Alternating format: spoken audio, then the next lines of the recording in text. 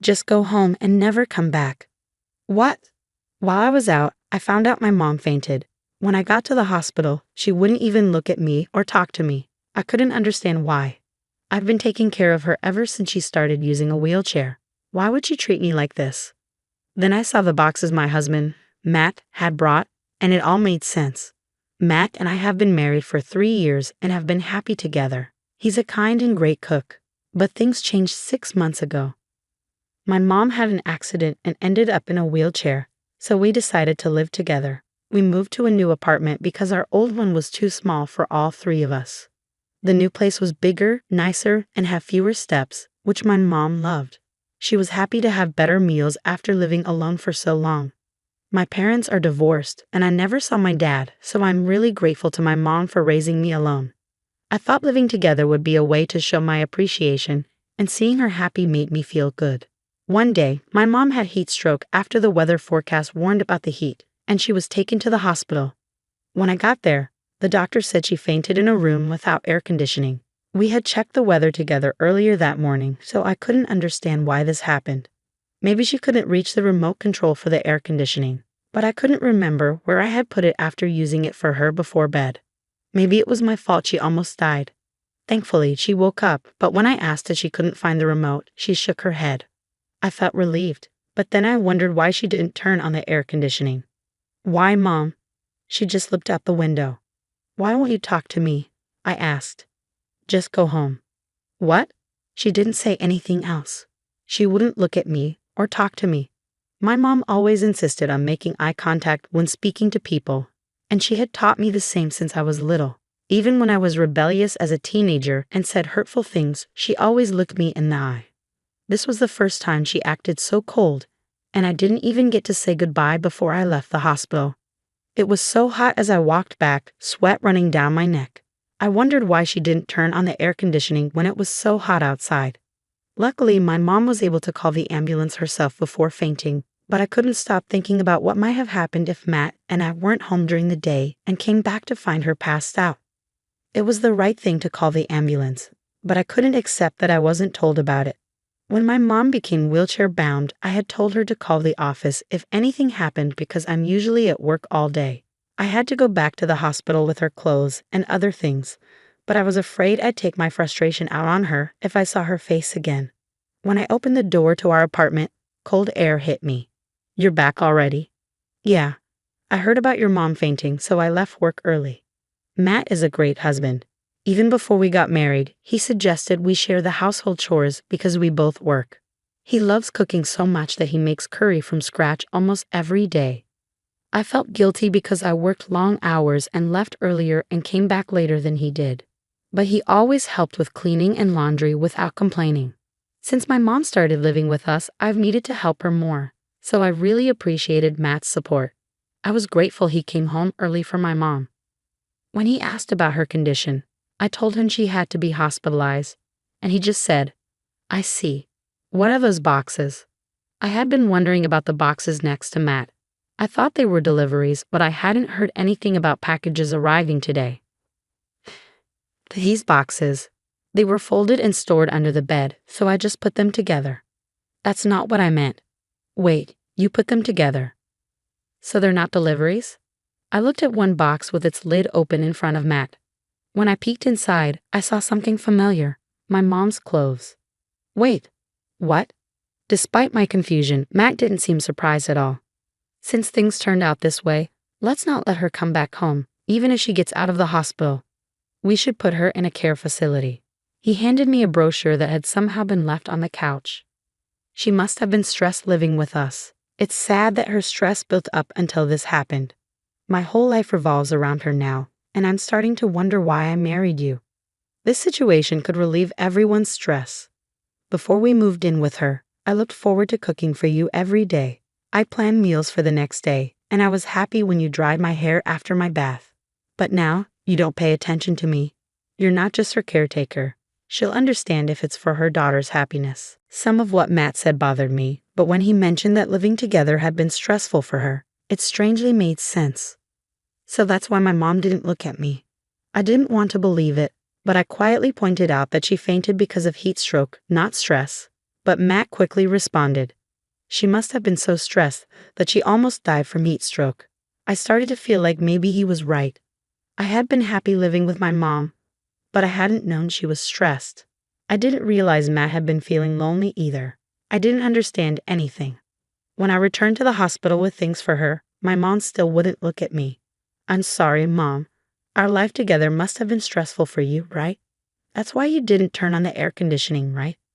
My mom listened quietly to my apology, but then I saw her start trembling. Mom.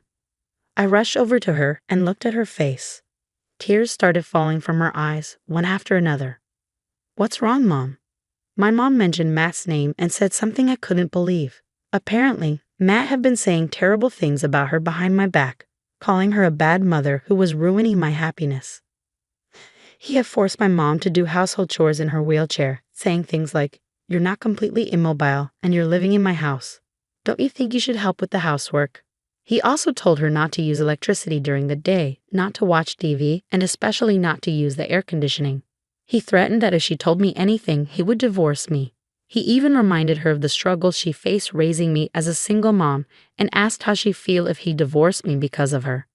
She couldn't speak up to protect my marriage. I never once thought my mom caused me any problems because my dad wasn't around. I'm sorry I didn't realize this sooner. We both cried and apologized to each other. Despite feeling guilty toward my mom, my anger at Matt grew the moment I stopped crying. I stormed into the room, ready to confront him, and found him busy moving more boxes. There were even more boxes now than before. Was this all really my mom's stuff? What the heck is all this? I shouted, banging my fist on one of the boxes to express my frustration. But Matt seemed calm and in a good mood. I brought them from my parents' house, he casually answered, ripping open a box and pulling out a strange ornament I remembered from my in-laws' house. Why would you bring something like that here? Because my parents are moving in today. What? Since I've let your mom live with us, it's only fair that my parents live here too. I'll still cook like before, and my mom will help with the housework. That way, your mom won't be stressed, and everyone will be happy. This is the best plan. I couldn't hold back my anger. I told you before about living with my mom, didn't I? Why did you discuss this with me first? There's no way you could have planned all this in one day.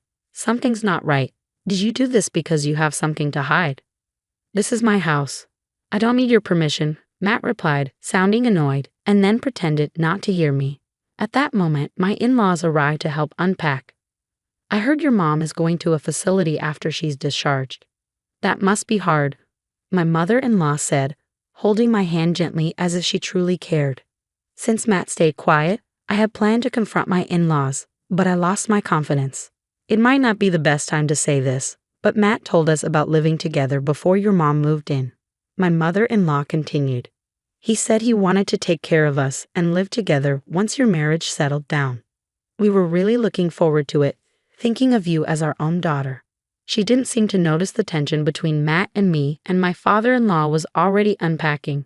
I decided to go along with the conversation for now. I'm also looking forward to living with you, I said. I'm glad you came so quickly, but wasn't it tough getting everything ready in just one day? One day, about 3 months ago, Matt called us, she replied. He said your mom would move into a facility once you were ready, so he told us to start preparing little by little. Oh. He'd been planning for over 3 months to get rid of my mom, all while trying to be the perfect son to his parents. I was surprised when he told us to come today, but he said he didn't want you to feel lonely. You know, he's such a family-oriented guy. Matt had asked his parents to come today so my mom wouldn't have a place to come back to. His mother, completely unaware, looked happy and proud of her son. Your husband's parents are so happy. As his wife, you should be happy too, my father-in-law said to me as Matt sat there with a smirk. Where did you put my mom's things? I asked Matt, and he pointed to my smartphone with an annoyed look on his face. When I opened the message, there was a link to a rental storage company. I'll be right back, I said, leaving the house despite my mother-in-law's worried look. When I opened the door to the rental storage, I was speechless. My mom's things were thrown in there carelessly. The blankets and stuffed animals I had bought for her to feel comfortable were just piled up on the floor. Matt probably didn't like the idea of my mom relaxing at home. He hadn't even bothered to pack her things in boxes. I couldn't stand it anymore, so I called him from outside the rental storage. You've gone too far. How could you do this to my mom and still pretend to be a good husband? You're being so annoying. If you keep this up, we're getting a divorce. I love my mom and dad, and they love me. I used to love you too, but if I'm not the most important person to you, then I don't need you anymore. What? Stop acting like a child. Your mom won't be around forever anyway. It's great for you that you can live off the inheritance. Would have been easier if she had just passed away. Then we wouldn't have any money problems or have to worry about her things. I could almost hear him laughing at me. I was such a fool for marrying him. I'll gladly divorce you, I said and hung up. Without hesitation, I divorced him. I couldn't stand being with him any longer. So I rented a new apartment and started living with my mom, who had been discharged from the hospital. My ex called me. What do you mean I have to move out by the end of this month? After all, the apartment was under my mom's name. We had rented the apartment in my mom's name, but Matt had thought it was bought with my money. He had only helped me look at apartments, but I paid the rent and utilities because I made more money. Matt handled groceries and helped with cooking and chores. He seemed to have believed the apartment was his too. What? It wasn't under your name. I thought it was our joint property because I thought it was in your name. Since you only care about your mom now, I've been under so much stress, and I was planning to get compensation for this house as alimony. This is fraud. He kept talking, confessing things without me asking. I plan to kick out your mom and make things easier for us. I was even thinking about divorcing you and taking the apartment, just like I texted. I sold the house already. You need to leave by the end of the month because there are people interested in buying it. If you don't, I'll report you for illegal occupation. Don't mess with me. This is my house. His argument was ridiculous, but I smiled and said, if you really want the house, go to the bank and buy it with your own money. He went silent and I hung up, blocking him. It seemed like he had some past debt issues, since he couldn't even get a credit card when we applied together at the store. He wouldn't be able to get enough money to buy the apartment. As expected, he sent more messages to my mom's phone, begging and saying things like, please help me. Let's talk again. I love you. I don't know what his parents thought, but I figured they'd handle it their way. I wasn't concerned about Matt anymore. I tried to block him from my mom's phone, but she said, it's funny. Let's leave it like this for a while. She had been laughing at his messages and drinking beer for the past few days. But you know, I do feel bad that my wheelchair caused your divorce. Matt and his parents were kind to me until this happened. Mom, stop, you're the victim here. You were just caught up in his childish pride. Don't feel bad at all. Honestly, I'm grateful. If I hadn't found out about his real personality, I'd have been stuck with him for years. I can't imagine dealing with his tantrums while trying to raise kids. I would have been exhausted both mentally and physically. I'm always grateful to you, Mom.